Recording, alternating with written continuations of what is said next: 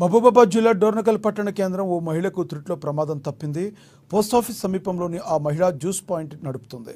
చెరుకు రసం తీస్తుండగా ప్రమాదవశాత్తు బాధిత మహిళ జుట్టు ఇనుప చక్రాల మధ్య ఇరుక్కుంది. వెంటనే గమనించిన స్థానికులు విద్యుత్ సరఫరా నిలిపివేసి కాపాడారు. చేతికి స్వల్పంగా గాయమైంది. దీంతో ప్రాణాపాయం తప్పినట్లయింది.